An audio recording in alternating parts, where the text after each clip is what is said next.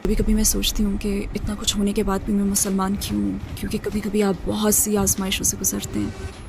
वो वक्त भी आया जब मेरा दिल चाहता था कि मैं अपना सर दीवार पर दे मारूं, क्योंकि मैं सो नहीं पाती थी। मुझे तलाक हुई। ये बहुत ज़्यादा मुश्किल और खौफनाक वक्त था, और वाकई मैं कैमरे के सामने आपसे कहूँगी कि ऐसे दिन भी आए जब मैं ख़ुद को वसीयत देना चाहती थी।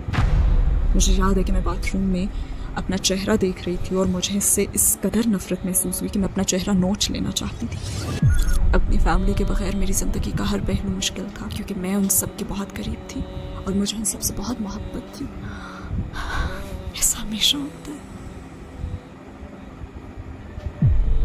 मैं कब तक ये करती रहूँगी? मैं कब तक अपनी मदद के लिए दूसरों पर भरोसा करूँगी, जबकि अल्लाह खुद कहता है, आओ मेरी तरफ, मेरे पास आओ, मुझे याद करो, मैं तुम्हें याद करूँगा। सिख से मुसलमान बनने तक का बहादुर सफ़र आज का वीडियो का टॉपिक होने वाला है। और जब हम किसी गैर मज़हब से बिलोंग करते हैं और हम किसी मज़हब के बारे में पूरी रिसर्च करने के बाद हमें जो है उस मज़हब में कुछ सच्चाई नज़र आती है, तब जा कर के लोग जो है इस्लाम को कबूल कर लेते हैं। लेकिन इस्लाम को कबूल करने के बाद भी इनके लाइफ में परेशानियां कहाँ ख़त्म होती है। तो आज की जो वीडियो है एक बहन की स्टोरी है, जहाँ पे हम लोग जानने वाले हैं कि इस बहन ने सिख से मुसलमान बनने का बहादुर सफ़र जो है कैसे अपनाया, और इनकी स्टोरी जो है काफ़ी ज़्यादा इमोशनल होने वाली है गाइस। तो अस्सलाम वालेकुम, welcome back to my another video reaction. तो चलिए वीडियो को स्टार्ट करते बिना टाइम वेस्ट किए। सिस्टर हानिया आदम, हमारी दावत कबूल करने का शुक्रिया। आपको अपने साथ देखना हमारे लिए खुशी की बात है। मेरा पहला सवाल ये है कि हानिया आदम कौन है? क्या आप अपनी ज़िंदगी के मुतालिक हमें मुख्तसरन बता सकती हैं?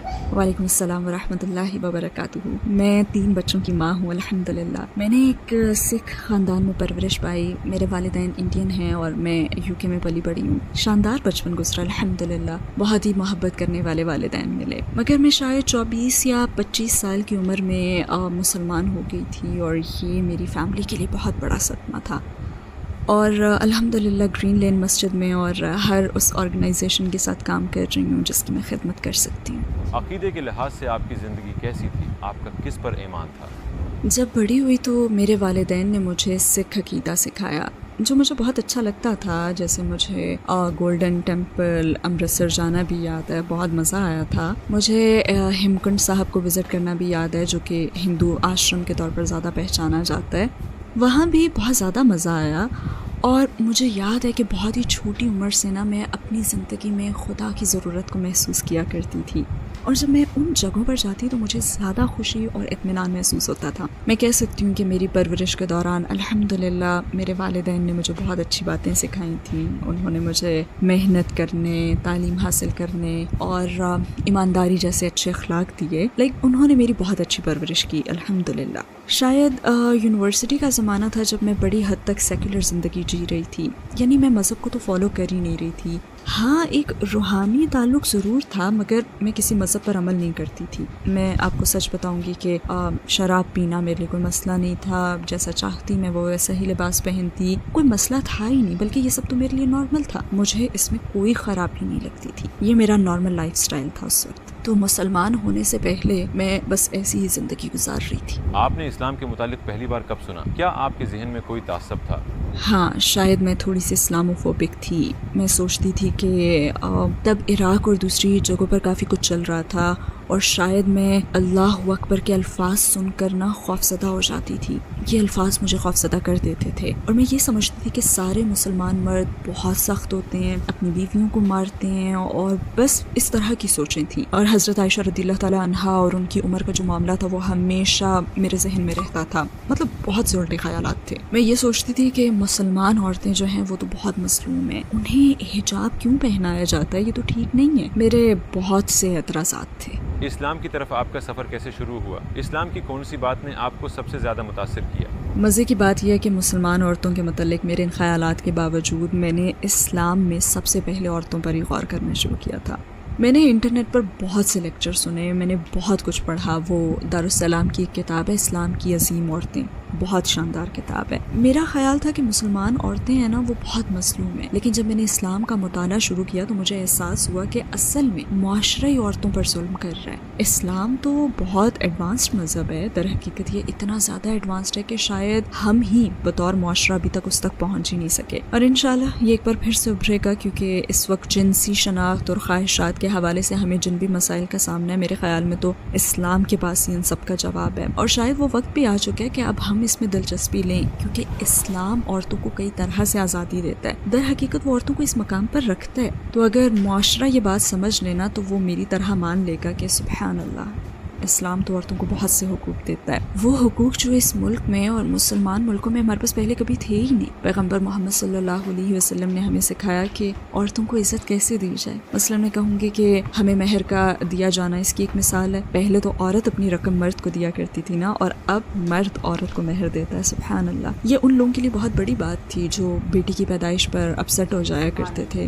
اور اتنے زیادہ کہ وہ اسے قتل ہی کر دیتے تھے. پیغمبر محمد صلی اللہ علیہ وسلم کا فرمان ہے، مفہوم کچھ اس طرح سے کہ اگر تم بیٹیوں کی پرورش کرو گے تو تمہیں جنت ملے گی، تم میرے ساتھ جنت میں اس طرح ہوگے. سبحان اللہ.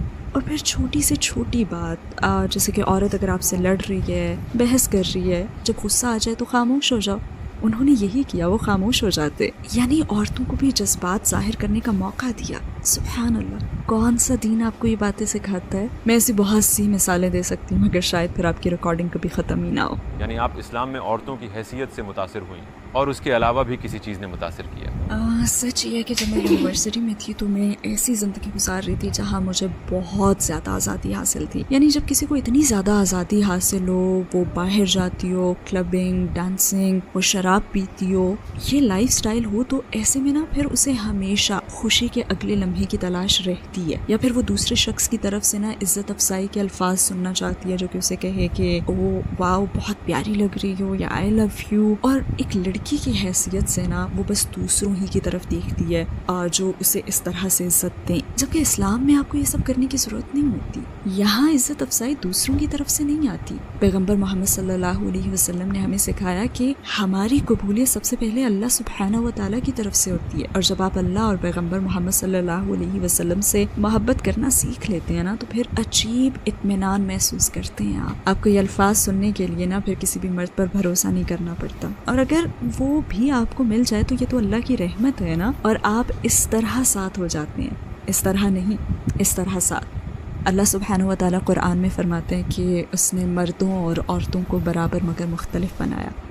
یہ کتنی کمال کی بات ہے نا یہ. اور میں نے اس سے یہ سمجھا ہے کہ جب اللہ سبحانہ و تعالیٰ آپ کو کہتے ہیں نا کہ عورت خود کو ڈھانپ کر رکھے، حجاب پہنے، تو اس لیے کہ اس نے ہمیں ایک دوسرے سے مختلف بنایا. لائک مجھ میں اچھا لگنے، خوبصورت لگنے کی خواہش ہو سکتی ہے، مگر اللہ نے مردوں کو مختلف بنایا ہے. وہ آپ کو دیکھ کر یہ سوچ سکتا ہے کہ میں اس کے پاس جا سکتا ہوں، میں یہ کر سکتا ہوں، یا پھر یہ میں کہہ سکتا ہوں. لہٰذا اللہ فرماتا ہے کہ خود کو محفوظ بناؤ، خود کو ڈھانپ کر رکھو. مگر مرد میں خواہش ہمیشہ رہے گی. ہاں جب یہ تعلق حلال ہو جائے تو آپ اس سے لطف اندوز ہوتے ہیں، اور اگر آپ کے پاس نہ ہو تو پھر آپ غیر مطمئن رہتے ہیں. وہ کون سی بنیادی بات ہے جس نے آپ کو قائل کیا کہ اسلام ہی 100% سچ ہے؟ السلام علیکم بھائیوں اور بہنوں، ہمیں احساس ہوا ہے کہ ہمارے چینل پر 80% ناظرین بشمول اس ویڈیو کے ہمارے سبسکرائبرز نہیں ہیں. جیسا کہ آپ جانتے ہیں کہ ہم غیر منافع بخش تنظیم ہیں اور ہماری ویڈیو پر اشتہارات غیر فعال ہیں. ٹوورڈز ایٹرنیٹی صرف ایک یوٹیوب چینل ہی نہیں بلکہ ایک مدرسہ بھی ہے. یہاں ہم خود کو اور نوجوانوں کو اسلامی تعلیم سے آراستہ کرتے ہیں. لہٰذا ہمارے اس مطالبے کا واحد مقصد سچائی کو پھیلانا ہے. ہو سکتا ہے بظاہر یہ چھوٹا عمل لگے، لیکن انشاءاللہ یہ ہمیں لاکھوں لوگوں تک پہنچنے میں مدد کرے گا. آئیے اب لائک اور سبسکرائب بٹن پر کلک کریں اور ساتھ مل کر ٹوورڈز ایٹرنیٹی کا سفر کریں. وہ کون سی بنیادی بات ہے جس نے آپ کو قائل کیا کہ اسلام ہی 100% سچ ہے؟ گرین لین مسجد جانے کے حوالے سے مجھے وہاں پہلی مرتبہ جانا یاد ہے جب میں نے بہت ساری ایسی بہنوں کو دیکھا جو سر سے پیر تک سیاہ برقعے میں ڈھکی ہوئی تھیں. یہاں ہیری پوٹر کا ذکر کرنا تھوڑا فنی ہوگا، مگر وہاں مجھے ہیری پوٹر کا ایک سین یاد آ گیا جب ہاگورٹس میں وہ سب ایسے ہی لباس میں تھے. تو میرے ذہن میں پہلی چیز یہی آئی تھی، اور پھر میں نے سوچا واو، انہوں نے اپنی مرضی سے یہ لائف سٹائل چنا ہے.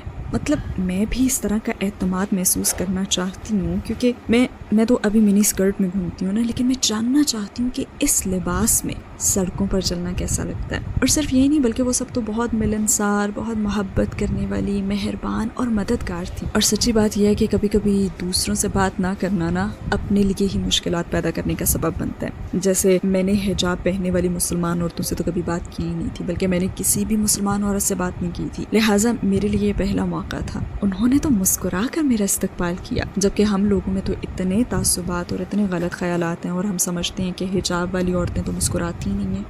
اور یہی وہ عورتیں تھیں جو مسکرا بھی رہی تھیں، ہنس بھی رہی تھیں، مذاق بھی کر رہی تھیں. اور میں نے سوچا کہ یہ تو نارمل ہے، یہ بھی انسان ہے. وہ سیاہ گاؤں میں حرکت کرتی ہوئی کوئی پتلیاں نہیں ہیں، یہ انسان ہے اور کتنی عظیم عورتیں ہیں. آپ نے کلمہ کیسے پڑھا اور آپ کو کیسا محسوس ہوا؟ میں نے اسی مسجد کے اپنے اگلے ہی وزٹ میں کلمہ پڑھ لیا تھا الحمدللہ. وہاں تقریباً 60 سے 70 لوگ تھے، اور اس وقت مجھ سے قریب ترین فرد جس نے مجھے کلمہ پڑھوایا تھا وہ اب بھی مجھ سے سب سے زیادہ قریب ہے الحمدللہ. لہٰذا کلمہ پڑھنے کا تو تجربہ بہت شاندار تھا. ویسے مجھے خوف بھی محسوس ہوا تھا، لیکن اچھا احساس تھا، بہت ہی اچھا احساس. مجھے کلمہ پڑھنا، غسل کرنا سب یاد ہے، اور مجھے بالکل ایسا محسوس ہوا جیسے میرا نیا جنم ہوا ہے. اور یہ نئی شروعات ہی تھی، کیونکہ میں جانتی ہوں کہ اللہ سبحانہ و تعالیٰ سب گناہ دھو دیتا ہے، مگر جو نیکیاں ہوتی ہیں ان کا ثواب باقی رہتا ہے. تو یہ ایک بہت ہی اچھا احساس تھا، اور میں ایک مسلمان عورت کی شناخت اپنانے کے لیے تیار تھی. ہاں، اس کے بعد میں نے پڑھنا اور پھر بہت زیادہ پڑھنا شروع کر دیا. آپ کے قبول اسلام پر آپ کی فیملی اور ارد گرد کے لوگوں کا کیا ری ایکشن تھا؟ وہ بہت مشکل وقت تھا، مگر اس مشکل وقت کے ساتھ آسانی بھی تھی. ہاں، میں نے اسے نہیں پہچانا کیونکہ انہوں نے مجھ سے تعلق بالکل ہی توڑ لیا تھا. لہٰذا میرے پاس سوائے اللہ کے کوئی نہیں تھا. اسلام قبول کر کے میری شادی بھی بہت مشکل کا شکار ہو گئی تھی. بچوں کی ماں ہونا خود ایک بہت بڑی مشکل ہے. اپنی فیملی کے بغیر میری زندگی کا ہر پہلو ہی مشکل تھا، کیونکہ میں ان سب کے بہت قریب تھی اور مجھے ان سب سے بہت محبت تھی. وہ وقت بھی آیا کہ جب میرا دل چاہتا تھا کہ میں اپنا سر دیوار پر مار دوں، کیونکہ میں سو نہیں پاتی تھی. جب آپ اتنی اذیت میں ہوں تو دماغ سکون نہیں پاتا، اور دماغ میں بار بار خیالات کی بھرمار رہتی ہے. میں جس بھی چیز کی طرف دیکھتی تو سب سے پہلے اپنے ماں باپ اور اپنی فیملی کی طرف میرا دھیان جاتا. اگر میں سپر مارکیٹ جاتی تو مجھے ویکینڈز پر اپنے ابو کے ساتھ سپر مارکیٹ جانا اور گروسری کی شاپنگ کرنا یاد آتا. اگر میں آسٹا میں کوئی گانا سنتی تو اس گانے پر اپنی بہن کے ساتھ ڈانس کرنا یاد آتا. اور اگر میں ٹی وی پر کوئی پروگرام دیکھتی تو اپنے بھائی کے ساتھ اسے دیکھنا یاد آتا. اور جب میری شادی شدہ لائف میں کوئی مشکل آتی تو بھی میں دوڑ کر اپنی فیملی کے پاس جانا چاہتی تھی، لیکن میں جا نہیں سکتی تھی. تو بس بے بسی سے باہر نکل کر میں کار میں بیٹھ جایا کرتی تھی. تو وہ بہت زیادہ مشکل وقت تھا. اپنی فیملی کے بغیر جینا بہت مشکل ہے. تب بھی بہت مشکل تھا اور اب بھی مشکل ہے، لیکن مسلمان کی حیثیت سے ہم اس پر صبر کرتے ہیں. اور ہم صحابہ کے قصوں سے جانتے ہیں کہ ان کے ساتھ بھی یہی ہوا تھا اور انہیں فیملی نے چھوڑ دیا تھا. ہم جانتے ہیں کہ پیغمبر محمد صلی اللہ علیہ وسلم نے اپنے چچاؤں کو کہا تھا کہ دیکھیں میں مختلف زندگی گزاروں گا. ہم جانتے ہیں کہ وہ لوگ بھی انسان تھے اور ان میں احساسات تھے. اب مجھ میں ان کے خلاف کوئی بھی بکس نہیں ہے. میں بس آپ سے اتنا ہی کہوں گی کہ میری ماں اب بھی میری رول ماڈل ہیں. وہ اب بھی مجھے دنیا کی ہر چیز سے زیادہ پیاری ہیں، بالکل ایسے جیسے محمد صلی اللہ علیہ وسلم کو اپنے غیر مسلم چچا سے محبت تھی. وہ اپنے چچا کے لیے روئے اور ان کے لیے سب کچھ کیا. میرے بھی اپنی ماں کے لیے وہی احساسات ہیں. وہ ایک شاندار عورت ہیں اور انہیں اس رویے کا حق ہے. میں نے ان کا دل توڑا ہے اور میں اپنی موت تک نہ اپنی ماں کا دل دکھانے کے لیے ان سے معافی مانگتی رہوں گی. لہٰذا میں ان کے لیے دعا کرتی ہوں. مجھے ان سب سے محبت ہے اور میں آپ کو کہہ سکتی ہوں کہ وہ لوگ بہت اچھے انسان ہیں. ہاں، مجھے پچھتاوا صرف یہ ہے کہ میری وجہ سے میرے والدین کی آنکھوں میں آنسو آئے. میرے خیال میں وہ وقت بھی آیا جب میں اسلام اور اپنے فیصلے کا دفاع کرنے کی کوشش کر رہی ہوتی تھی، اور شاید اس سب میں نے اپنی ماں سے بہت تیز آواز میں بات کی اور شاید کسی وقت ان پر میں چیخی بھی تھی.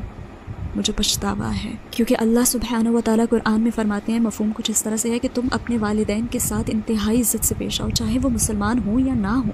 کبھی کبھی میں سوچتی ہوں کہ اتنا کچھ ہونے کے بعد بھی میں مسلمان کیوں ہوں، کیونکہ کبھی کبھی آپ بہت سی آزمائشوں سے گزرتے ہیں. جیسے میں نے کہا نا کہ میرے دماغ میں ہمیشہ یہ سوچ رہتی تھی کہ جیسے میری فیملی میرے پاس ہے نا، وہ تقریباً مجھ سے صرف 1 گھنٹے کی مسافت پر رہتے ہیں، اور پھر بھی میں اب تک یہ زندگی کیوں گزار رہی ہوں جبکہ میں اتنی مشکل میں ہوں. میں اپنے بچوں کے لیے مالی طور پر ہر لحاظ سے جدوجہد کر رہی ہوں، پھر بھی میں مسلمان کیوں ہوں. اور میرے خیال میں نا یہی بات مجھے ثابت قدم رکھتی ہے، کیونکہ مثال کے طور پر مجھے طلاق ہوئی. یہ بہت زیادہ مشکل اور خوفناک وقت تھا، اور اس وقت میں بالکل اکیلی تھی. اور بالکل سچ کہوں گی کہ میرے لیے زندہ رہنا بھی مشکل ہو گیا تھا. मुझे नहीं मालूम था कि मैं ज़िंदा रहना चाहती भी हूँ या नहीं। बहुत सारे मसाइल थे जिनसे उस वक्त मैं अकेले लड़ रही थी। और उस वक्त मैं अपनी आंटी से मिलने गई थी। वैसे मैं इरादा करके नहीं गई थी, बस एक इत्तेफाक ही था ये। मैं उनकी दहलीज पर खड़ी थी और 10 साल में पहली मर्तबा मेरे ख़ानदान के किसी फ़र्द ने मुझसे मोहब्बत का सलूक किया था। वो कमाल की औरत है। उन्होंने मेरे लिए चाय बनाई, वो मेरे पास बैठी और कहने लगी, तुम ठीक हो? बिल्कुल ऐसे ही कहा था, तुम ठीक हो?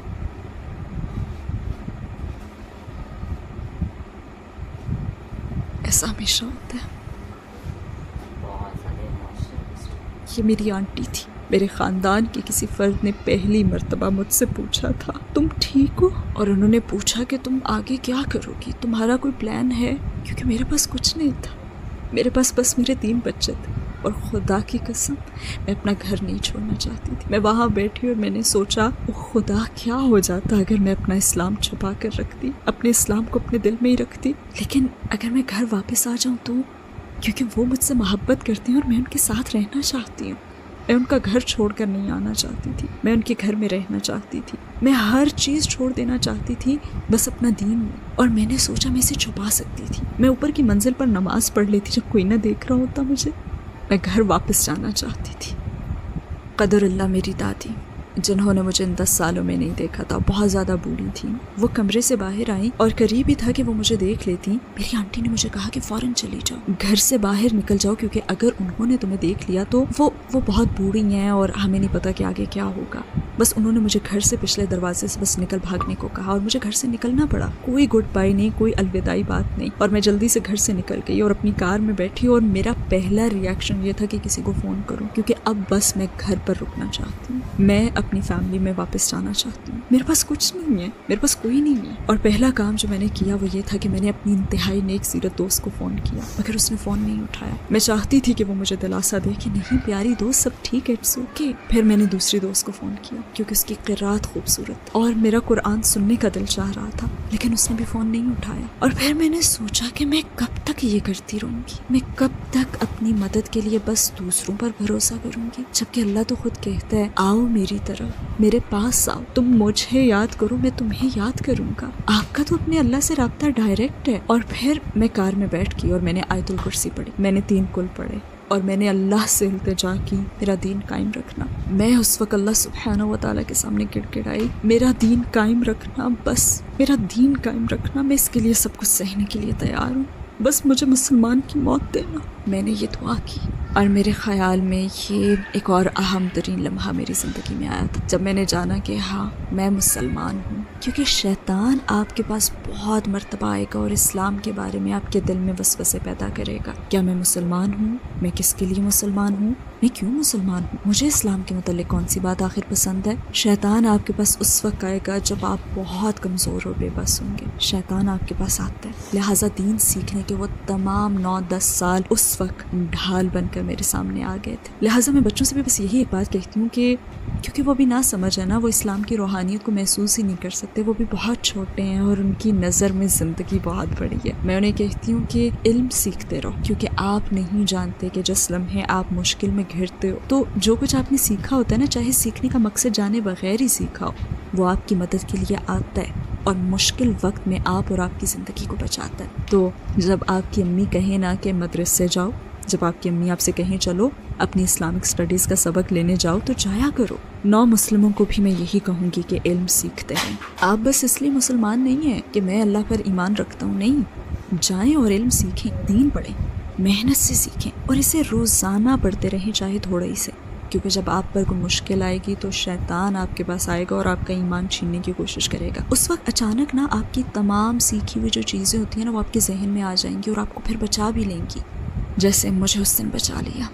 मैं आपके सामने और मिसालें भी दे सकती हूँ और वाकई कैमरे के सामने मैं आपसे कहूँगी कि ऐसे दिन भी आए जब मैं ख़ुद को वसीयत देना चाहती थी। मसलन मुझे याद है कि मैं बाथरूम में अपना चेहरा देख रही थी और मुझे इससे इस कदर नफ़रत महसूस हुई कि मैं अपना चेहरा नोच लेना चाहती थी।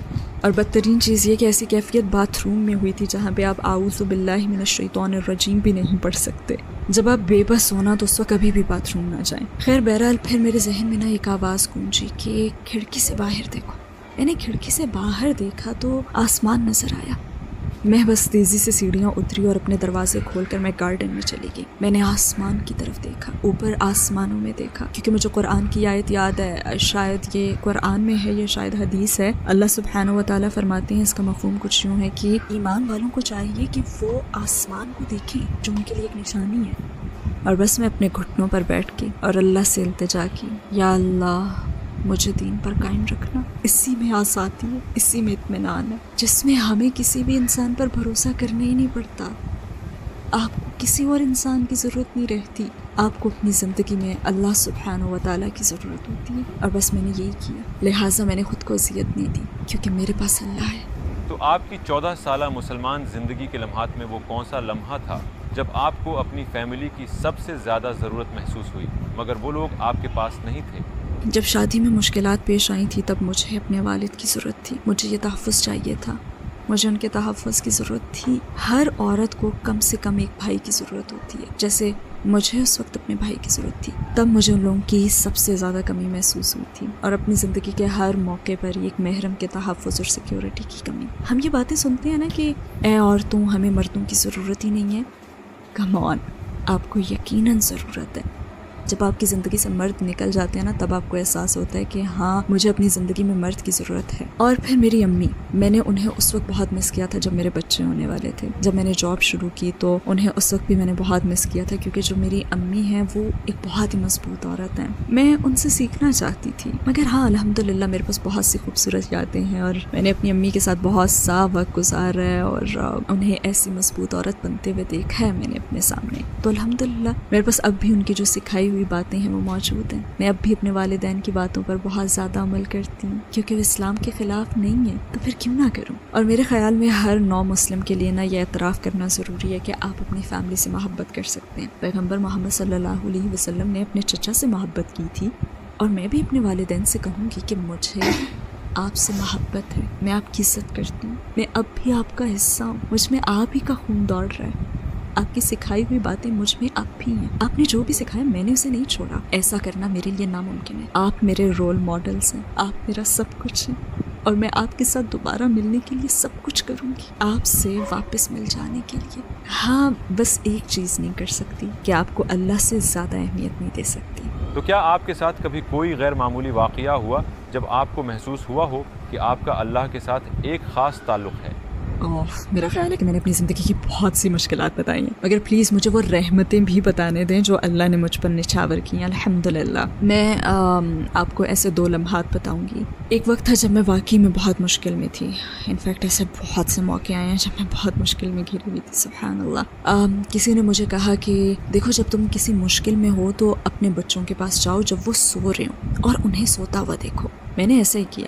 وہ بھی ایسے ہی ایک مشکل وقت تھا جب میں زندگی سے ہار ماننے کو تیار تھی. بس مجھے خود سے نفرت ہو گئی تھی, اور میں یہی سمجھتی تھی کہ میں لوگوں پر بوجھ بن گئی ہوں. خیر پہلے میں اپنی بیٹی کے کمرے میں گئی. اس وقت وہ تقریباً 11 سال کی تھی, مگر جب سو رہی ہوتی تو میری 5 سال کی معصوم بیٹی لگتی تھی وہ. سبحان اللہ, میری بیٹی, یہ میری بیٹی ہے. اللہ سبحانہ و تعالیٰ نے یہ بیٹی مجھے دی ہے. اللہ سبحانہ و تعالیٰ نے اسے میرے ذریعے اس دنیا میں بھیجا ہے. اور پھر میں اپنے بیٹوں کے کمرے میں گئی. وہ بہت گہری نیند سو رہے تھے, اور پھر مجھے نا سورہ ملک کی وہ آیت یاد آئی, مفہوم جس کا یہ ہے کہ تم بہت کم شکر ادا کرتے ہو. اور میں نے سوچا کہ آخر میں کیسے شکوہ کر سکتی ہوں, میں کیسے خود سے نفرت کر سکتی ہوں, جبکہ اللہ سبحانہ و تعالیٰ نے مجھے اتنی رحمتیں, 3 بچے دیے. اور اس لمحے میں نے خود کو اللہ سے بہت قریب پایا تھا, کیونکہ میں نے اسے پہچانا, میں نے اس کا شکر ادا کیا, اور خود کو اس کے بہت قریب محسوس کیا. ہمارے پیغمبر صلی اللہ علیہ وسلم کی کون سی بات نے آپ کو سب سے زیادہ متاثر کیا؟ ان کے کردار نے, ہمیشہ ان کے کردار نے. اور سب سے پہلے تو عورتوں کے ساتھ ان کا حسن سلوک, کہ آپ نے اس شخص سے بات کرنا پسند ہی نہیں کی جو اپنی بیٹی کو پیار نہیں کرتا. اور پھر اپنی بیویوں کے جذبات اور احساسات کا وہ کتنا احترام کرتے تھے, اور ایسے وقت میں بہترین رویہ بھی اپناتے تھے. اور پھر وہ ایک واقعہ جہاں پہ ایک صحابی نے آپ صلی اللہ علیہ وآلہ وسلم کو ڈنر پر انوائٹ کیا, تو آپ صلی اللہ علیہ وسلم نے اس سے پوچھا کہ کیا عائشہ کو بھی دعوت دی ہے, تو اس نے کہا نہیں. تو آپ نے بھی اس دعوت کو قبول نہیں کیا تھا. ان کی ہر بات, ان کی شرافت, اپنی بیویوں کے درمیان برابر کا سلوک, گھر میں ان کی نرم مزاجی, اور پھر میدان جنگ میں ان کی طاقت, ہر چیز نے ہی متاثر کیا. طائف میں جب وہ مدد مانگنے گئے تو وہاں ان پر ظلم کا ہونا، پھر بھی دیکھیں انہوں نے جواب میں کیا کیا، وہ روئے بھی ہیں۔ آج کے مرد سمجھتے ہیں کہ ہم رو نہیں سکتے، ہماری انا کا مسئلہ ہے، نہیں، وہ روئے بھی ہیں۔ اور ہم جنس کے متعلق بات کرتے ہیں، مرد کی حیثیت، عورت کی حیثیت، پیغمبر محمد صلی اللہ علیہ وسلم کو دیکھیں۔ ویسے آج کل میں یاسر قاضی کی لکھی ہوئی ان کی سیرت پڑھ رہی ہوں، اور ہر پیراگراف سے مجھے کچھ نہ کچھ سیکھنے کو مل رہا ہے، الحمدللہ۔ بہت ہی شاندار کتاب ہے ماشاءاللہ، میں ہر ایک کو یہ پڑھنے کا کہتی ہوں، اور اس میں ان کی وفات تک ہر چیز موجود ہے۔ اور اس میں حضرت عائشہ رضی اللہ تعالیٰ عنہا کے سر درد کی شکایت کا بھی واقعہ ہے۔ انہوں نے اپنے سر درد کی شکایت کی تھی تو آپ صلی اللہ علیہ وسلم نے فرمایا کہ نہیں، بلکہ میرا سر درد سے پھٹ رہا ہے اور میرا دم نکل رہا ہے، سبحان اللہ۔ انہوں نے ہر مشکل سہی تاکہ ہم اچھے مسلمان بنیں اور جنت میں جا سکیں۔ وہ اپنی فیملی، اپنے مال کے حوالے سے ہر آزمائش سے گزرے، کس لیے؟ ہمارے لیے۔ اسلام سے پہلے آپ کی زندگی کا کیا مقصد تھا اور اسلام کے بعد کیا ہے؟ خدایا، میرا مقصد گھر واپس جانا ہے۔ باخدا میں گھر جانا چاہتی ہوں، گھر، مجھے بس گھر جانا ہے، اور میں چاہتی ہوں کہ اللہ سبحانہ و تعالیٰ مجھے میری فیملی لوٹا دے، یہی میرا مقصد ہے۔ اے اللہ، مجھے میری فیملی واپس دے دیں۔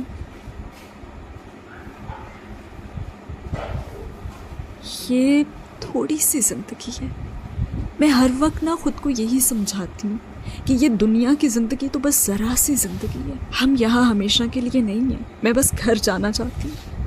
گائز کافی زیادہ ایموشنل اسٹوری تھی ان کی، کیونکہ ان کی اسٹوری سننے کے بعد نا میرے آنکھوں میں جو ہے آنسو آ گئے، کیونکہ اتنی زیادہ ایموشنل تھی یہ اسٹوری کی کسی کا بھی جو ہے من جو ہے پگھل جائے گا۔ یہ ابھی بھی جو ہے اپنے فیملی سے اتنا زیادہ محبت کرتی ہیں، اتنا زیادہ جو ہے ان سے لگاؤ ہے، وہ ابھی بھی یہی چاہتی ہیں کہ زندگی بہت کم ہے اور وہ جو ہے اپنے فیملی میں شامل ہو جائے، انہیں ان کے پریوار والے جو ہے انہیں قبول کر لیں، لیکن وہ کتنی زیادہ تڑپ رہی ہے اپنے فیملی کے لیے، لیکن ایک طرف جو ہے ان کا تڑپنا اپنے پریوار والوں کے لیے، اور دوسری طرف جو ہے انہیں جو ہے اپنا ایمان اللہ پر قائم رکھنا۔ سب سے پہلے انہوں نے اللہ کو رکھا ہے، اس کے بعد جو اپنی جتنے بھی پریوار والے ہیں ان کو رکھا ہے۔ اب مطلب مسلم بننے کی چاہت میں جو ہے انہوں نے اپنے سارے پریوار والوں کو چھوڑ دیا، جس کو مطلب یہ کافی زیادہ محبت کرتی تھی اور ابھی بھی بہت ہی زیادہ محبت کرتی، کیونکہ ان کا ایک ہی خواہش ہے کہ انہیں ان کے پریوار والے جو ہے انہیں اپنا لیں۔ مطلب کتنا زیادہ ان کی تڑپ جو ہے ان کی باتوں سے ہی سمجھ میں آ رہا ہے کہ کتنے زیادہ تڑپ ہیں وہ۔ آپ سب کو کیسا لگا ان کا اسٹوری کمنٹ کر کے ضرور بتائیے گا، اور نیکسٹ ویڈیو ریئیکشن کس ٹاپک پہ اس کے لیے بھی ضرور کمنٹ کریے گا۔ تو اجازت دیجیے ایک نئی ویڈیو ریئیکشن میں، تب تک کے لیے اللہ حافظ، دعا میں ضرور یاد رکھیے گا، بائے بائے۔